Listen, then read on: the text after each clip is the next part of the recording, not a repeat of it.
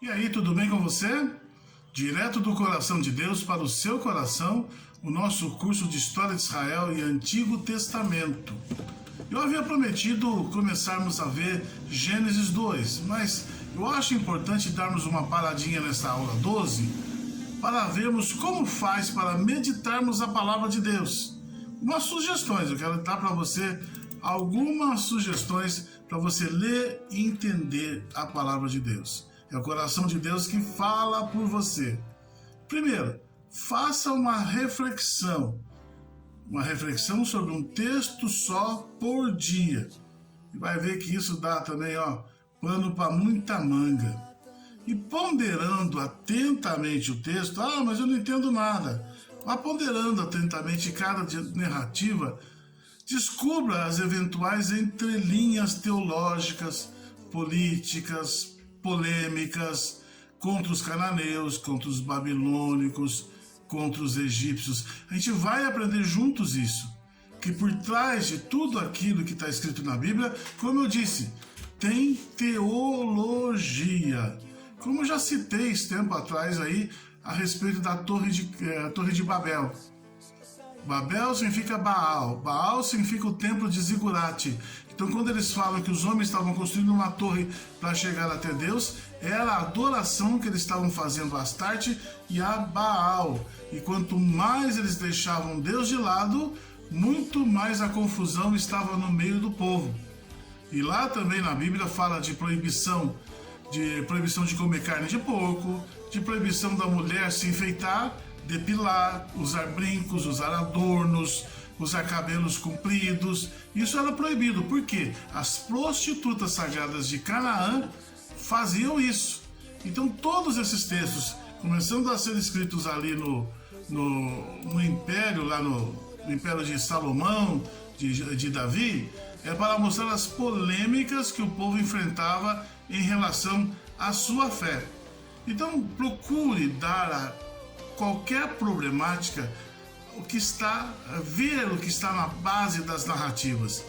Em tudo isso, note a profunda religiosidade. Eu sempre lembro do meu professor de palavra de Deus, meu professor de Bíblia, o Ayrton José da Silva, que ele sempre citava uma frase em alemão. Ele estudou na Alemanha e dizia assim: não esqueça de ver a Bíblia no Sitze im Leben, no contexto vital. Então, nestes textos que você vai ler, não procuremos apenas documentários de fatos ocorridos. Eu repito de novo isso, não são documentários de textos vividos e ocorridos. Seria assim um anacronismo. O estilo jornalístico, a crônica, a historiografia moderna são gêneros literários que ainda não haviam nascido. Não tinha esses gêneros naquela época. Seria também um empobrecimento se você for ver como historinhas, né? Os israelitas estavam mais interessados não apenas em relembrar fatos, mas como nós, eles estavam interessados em aprofundar o seu tempo. E uma das técnicas muito usadas era, naquele tempo, eu posso dizer para você, ainda é, justamente a de refletir sobre pequenos contos ágeis falantes. Esses contos nos falam da realidade atual e devem ser lidos no presente. Por isso que quando a gente abre a Bíblia, seja qual texto que for, você abre a Bíblia e fala assim: puxa, Deus está falando comigo. Porque quando você olha com os olhos da fé, com os olhos da teologia, você vai encontrar ali reflexões que servem para o momento que você está vivendo. Às vezes você está num momento de angústia, você está num momento de tristeza. Quantas pessoas que, por exemplo, lutam e nada dá certo? Brigam, batem, e as coisas não dão certo. Quantas pessoas que sofrem demais e não sabem por que sofrem? Então aí você vai ler lá o texto de Jó e vai ver que a fidelidade de Jó é o que levou ele a receber bênçãos. Então a Bíblia, ela fala conosco de uma realidade que nós vivemos hoje, não só do passado. Por isso que ela é chamada de teologia. Então, diante de um texto que se exprime na linguagem de mito ou de lenda, não seria, portanto, exato dizer: vou tentar entender a passagem apesar de sua linguagem mitológica ou lendária. Na verdade, nós vamos entendê-la não apesar dessa linguagem, mas justamente graças a ela, entendeu? Tá me entendendo ou não? Você, mas isso aqui está dizendo que é um mito, então para mim não serve. Mas não, veja, você vai olhar essa passagem, mesmo que ela seja um mito, mesmo que ela seja lendária, mesmo que você ache que é impossível isso estar acontecendo, o que você vai fazer? Você vai ler e trazer para a sua vida. O que isso tem a ver comigo hoje? Quantas vezes você foi numa celebração, seja numa igreja evangélica, seja numa igreja católica ou ortodoxa, quantas vezes você ouviu a pregação do padre e disse assim: puxa, esse padre está falando para mim. Como é que ele sabe aquilo que eu estou passando? E não é o padre que está falando para você, é o próprio Senhor que usa aqueles textos para falar com você e dizer: olha, eu continuo te amando, você ainda está dentro do meu coração, você continua dentro do meu coração. Então entenda uma coisa, queridos, entenda isso. As narrativas bíblicas, elas foram feitas para adultos.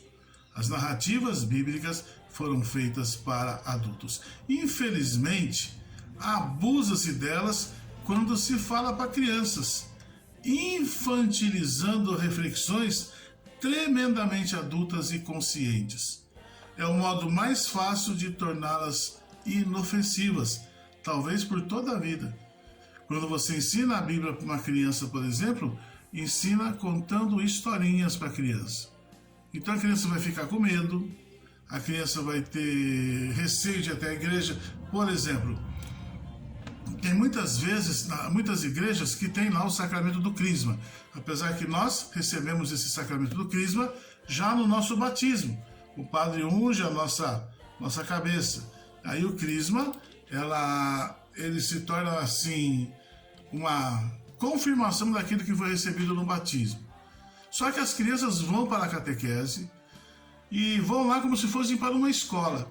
E quando termina o crisma, recebe a imposição das mãos e termina o crisma, tchau, vai embora. Por isso que a nossa igreja faz o quê? Ela dá a comunhão, ela não tem primeira comunhão, ela dá a comunhão para a criança já pequena. Ela faz a criança ir crescendo na fé já no colo do pai e da mãe. Porque quando ela for adolescente, ela não vai deixar mais a igreja. Ela vai saber que aquela igreja, aquele lugar onde ela vai para rezar, ali ela encontra Deus. Ela vai entrar dentro do coração de Deus, sem ser uma obrigação. Então, por isso que muitos adolescentes, por exemplo, uma igreja crisma em 150 adolescentes. Pergunto, quantos ficam depois do crisma? Quantos que restam? A maioria vai embora. E nas nossas igrejas é diferente. Nas nossas igrejas as crianças anseiam por receber a Eucaristia, o pãozinho de Jesus, como diz alguns que eu conheço. Então a gente vai ver na próxima aula algumas pistas que vão nos ajudar na reflexão sobre as principais narrativas da coletânea já vista que a gente disse na aula passada. Então eu sugiro para você ler atentamente o trecho da Bíblia. Leia o trecho da Bíblia, eu vou passar os textos. Estude pistas e reflexões, releia várias vezes, sonde o que está e debatam o texto bíblico. Então, primeiro que eu peço para você, para juntos debatermos, seria Gênesis 2, de 4b ao 20. Gênesis 2, de 4b ao 20. E que Deus nos abençoe a todos nós, nos santifique e nos dê vida nova, em nome do Pai, do Filho e do Espírito Santo. Amém. Fiquem na paz. Fiquem com Deus. Tchau.